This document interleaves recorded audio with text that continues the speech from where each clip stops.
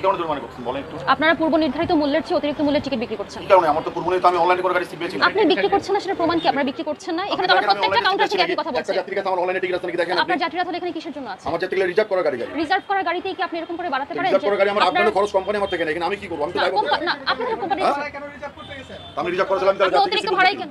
আপনি অতিরিক্ত ভাড়াই কেন রিজার্ভ করতে গিয়েছেন? তাহলে আমি এখানে আমি করবোটা কি? আমি যদি সিট না পাইলাম, আমি কোম্পানি গাড়িতে সিট পাই নাই, তাহলে আমি যদি রিজার্ভ না করি তাহলে এখানে করব কি হবে? কোম্পানিকে ধরবেন। কি করব? আপনি রিজার্ভ নেবেন না, আপনি অনলাইনে অতিরিক্ত সিট ভাড়াই তো রিজার্ভ পাই, নেবেন কিন্তু না। কোম্পানিতে কিছু করবে না। হ্যাঁ?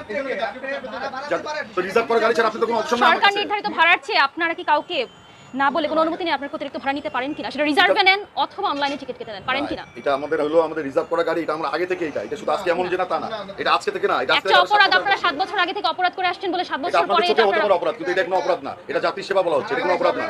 আমি যদি টিকিট না দেই ওই যাত্রীটা চলে যাবে, ওই যাত্রী যেতে পারবে না, শুধু আমি না, এরকম সবাই এরকম সবাইকে জরিমানা করা হচ্ছে। কেমন করে হচ্ছে ভাই? উত্তেজিত হবেন আপনি, বিনা কারণে আমাকে জরিমানা করবেন, উত্তেজিত হবেন না, বিনা কারণে যদি আপনি জরিমানা করেন আপনি উত্তেজিত হবেন না? নরমালি হবে কি হবে? আপনাকে যদি বিনা কারণে জরিমানা করে আপনি উত্তেজিত হবেন না?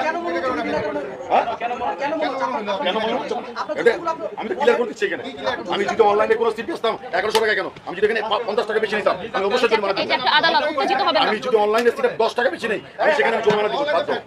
কিন্তু আমার রিজার্ভ করে গাড়ি আমি জরিমানা দিব না।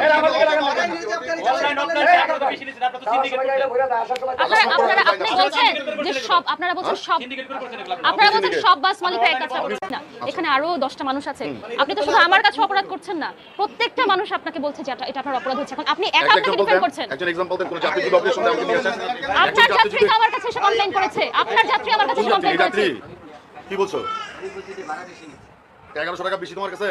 রিজার্ভ করা গাড়ি ভাই সবার সক্ষমতা তো এক না, সবার সক্ষমতা তো এক না। ওনার কাছে 1100 টাকা অনেক টাকা। রিজার্ভ করা আপনি আমাকে বলছেন যে আপনি আমাকে রিজার্ভ গাড়ি দিচ্ছেন। এই হয়ে যাবে একটু হয়ে যাবে। কি তোমাকে আমাকে আপনি আমার তোমার কি এটা অনলাইনে টিকিট? তোমার কি এটা অনলাইন টিকিট? আপনি যাত্রীর সাথে আপনি যাত্রীর সাথে তো তুমি করে এভাবে কথা বলতে পারেন না।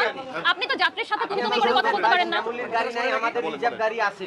আপনি এই কথা যদি আমাকে বলতেন যে ভাই আমাদের শ্যামলীর গাড়ি নাই, আমাদের রিজার্ভ গাড়ি আছে, আমাদের শ্যামলীর গাড়ি রিজার্ভ করা, ভাড়াটা বাড়তি।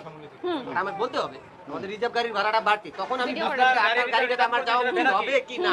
কোন ব্যানারে তাহলে শ্যামলীর ব্যানারেই তো, তারপরে আপনি উচ্চবাচ্য করছেন। আপনি করতে নিজে এটা আপনি কাউন্টার থেকে নিজে করছেন এটা শ্যামলী গাড়ি টিকিট শ্যামলী গাড়ি কখন আপনাকে ভাড়া দেবে না রিজার্ভ এখানে? কে দিবে না? না দিবে না, আপনি নিবেন? কাউন্টার থেকে চলবে। আপনি নিবেন? আচ্ছা আমি আপনাকে নিয়ে দেব। আপনি শ্যামলী গাড়ি আমি আপনাকে নিয়ে দেব। সেজন্য তো আপনাকে আপনি অপরাধ আচ্ছা শুনেন, বলেন। আপনি অপরাধ করেছেন সড়ক পরিবহন আইন 2018 রাশি ধারা অনুযায়ী আপনাকে 5000 টাকা জরিমানা করা ম্যাডাম হয়েছে। বিনা কারণে জরিমানা করিয়েন না, এটা আপনার কাছে আমার অনুরোধ থাকবে। বিনা কারণে এটা অনুরোধ না, এটা আমি বিনা কারণে আপনি কখনোই করতে পারেন না। এটা বিনা আমি কারণে করতে পারি না, এটা জবাবদিহি আমি করব যে আমি বিনা কারণে করেছি কিনা। ঠিক আছে? বিনা কারণে আপনি কখনোই করতে পারেন না ম্যাডাম, অসম্ভব ব্যাপার এটা। বিনা কারণে কখনোই জরিমানা করতে পারবেন না আপনি। আপনার কাছে মনে হচ্ছে বিনা কারণ, কিন্তু বিচারকের কাছে মনে হচ্ছে বিনা কারণ না। ঠিক আছে? আপনার কারণে যৌক্তিকতা কোনো নাই। আপনার ঠিক কারণে আছে, আপনার মনে হচ্ছে যৌক্তিকতা নাই। আপনার কারণে কোনো যৌক্তিকতা আমি দিতে আমি পারি। এখানে বিচারক, So, আমি আপনাকে দিতে জরিমানা পারতেছি ম্যাডাম, সরি। তাহলে সরি ম্যাডাম। হ্যাঁ? আমার চ্যালেঞ্জের এখানে কি আছে? চ্যালেঞ্জ পাওয়ার দেওয়া আছে বিচার করার। আপনি সেখানে বলতেছেন উনি করতে পারে না। আপনি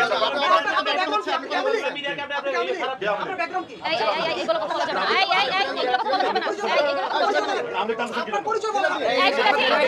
ভাই এইগুলো বলা যাবে না। আমার কথা বলতে আপনার পরিচয় বলেন। প্লিজ ভাই। আচ্ছা দাঁড়ান। আচ্ছা আপনি একটু বসেন। আচ্ছা সবাই চুপ। আচ্ছা এখানে একজন আমি কথা বলবো। দাঁড়ান। আচ্ছা আপনি একটু বসেন। আপনি বসেন। আচ্ছা আপনি বসেন এখানে আমাকে কথা বলতে দেন। আমাকে কথা বলতে দেন। আচ্ছা দাঁড়ান। আমাকে কথা বলতে দেন।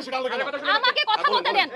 সরি বলেন বলেন। আপনি যেভাবে আঙ্গুল উঠে একটা দাঁড়ান, একটা কথা বলি।